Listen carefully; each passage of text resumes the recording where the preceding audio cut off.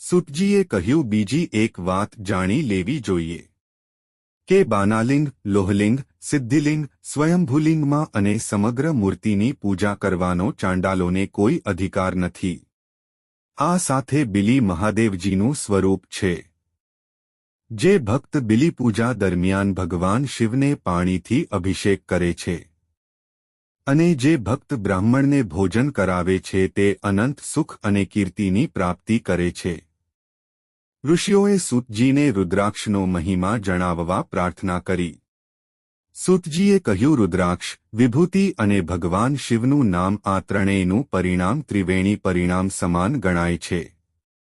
જે ભક્ત શિવના નામનું સ્મરણ કરી રુદ્રાક્ષ ધારણ કરે છે અને પોતાના શરીર પર ભસ્મ લગાવે છે, તે ભક્તના પાપો દૂર થાય છે અને પુણ્ય મળે છે.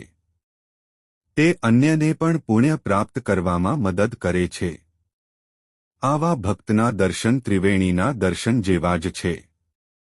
ભગવાન શિવના અનેક નામોમાં સુરાશ્રી, વિભૂતિ, સૂર્યતન્ય, યમુના, રુદ્રાક્ષ, ભાગીરથી અને સરસ્વતી છે, જે બધા પાપોનો નાશ કરે છે.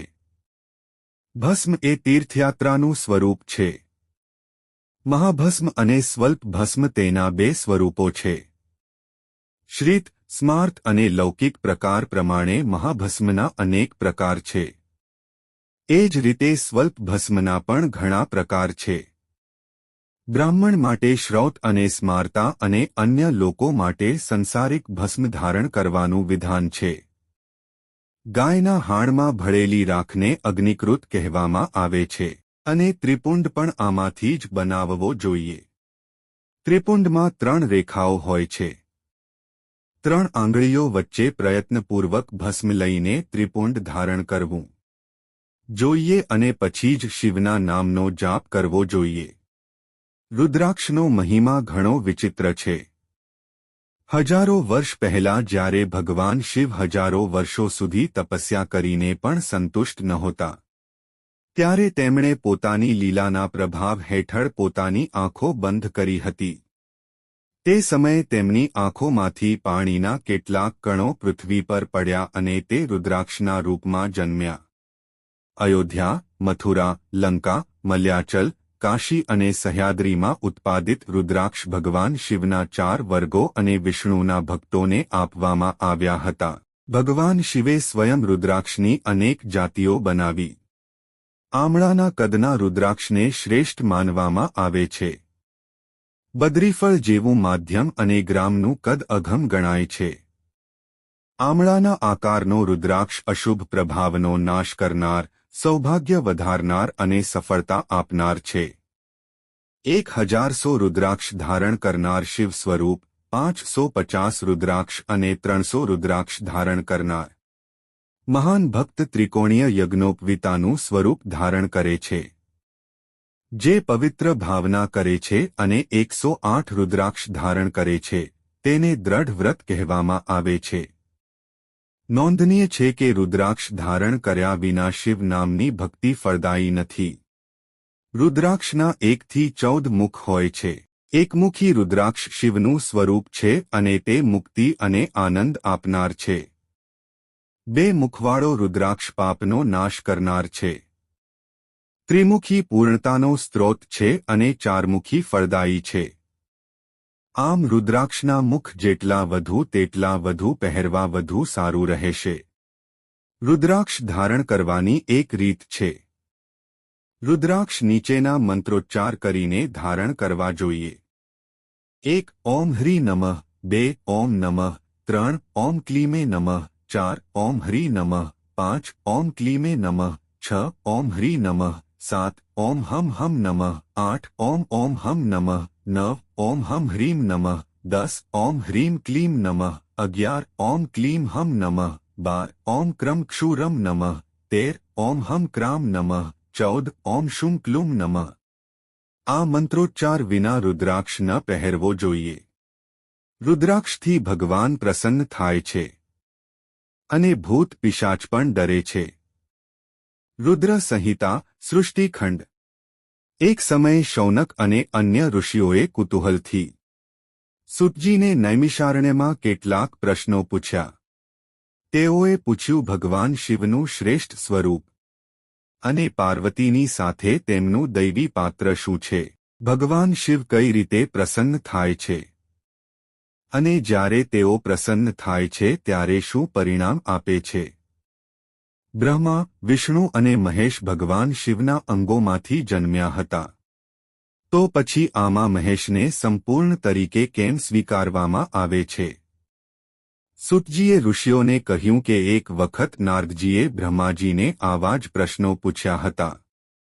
નારદજીએ પૂછ્યું હતું કે શિવત્વનું પૂર્ણ સ્વરૂપ શું છે? જ્યારે બ્રહ્માજીએ નારદજીને શિવત્વનું વિગતવાર વર્ણન કર્યું અને સૃષ્ટિની ઈચ્છા, ઉત્પત્તિ અને પ્રકૃતિ પર પ્રકાશ ફેંક્યો, બ્રહ્માજીએ કહ્યું કે પ્રારંભિક પ્રારબ્ધકાળમાં જ્યારે સ્થાવર અને જંગમના વિનાશનો સમય આવી ગયો હતો, સૂર્ય, ગ્રહો, નક્ષત્રો બધાનો નાશ થયો હતો અને ચારે બાજુ અંધકારનું સામ્રાજ્ય ફેલાયું હતું, ત્યારે માત્ર એક જ સદબ્રહ્મ બચ્યા હતા. તે સદબ્રહ્મ જે યોગીઓનું ધ્યાન છે, તે મન, વાણી અને ઇન્દ્રિયોના જ્ઞાનની બહાર છે. નામ, રૂપ, રંગ વિનાનું છે, સત્ય અસત્યથી પર છે. તે સાચું જ્ઞાન અનંત સ્વરૂપ છે. શિવલિંગ તેમનું સ્વરૂપ છે. ભક્તો અને જ્ઞાની લોકો આ સ્વરૂપને ભગવાન કહે છે. તે ભગવાન શિવ છે જે પોતાનામાંથી અમર શક્તિ ઉત્પન્ન કરે છે. તેનું નામ કુદરત, ત્રિગુણમયી માયા અને અમર બુદ્ધિ તરીકે ઓળખાય છે. પ્રકૃતિને શક્તિ, રૂપા, અંબિકા, ત્રિદેવની માતા, નિત્ય અને મૂળ પ્રકૃતિ કહેવામાં આવે છે. પ્રકૃતિના અંબિકા સ્વરૂપને 8 હાથ અને વિચિત્ર ચહેરો છે. માયાના સમન્વયને લીધે તે બીજા અનેક સ્વરૂપો ધારણ કરે છે.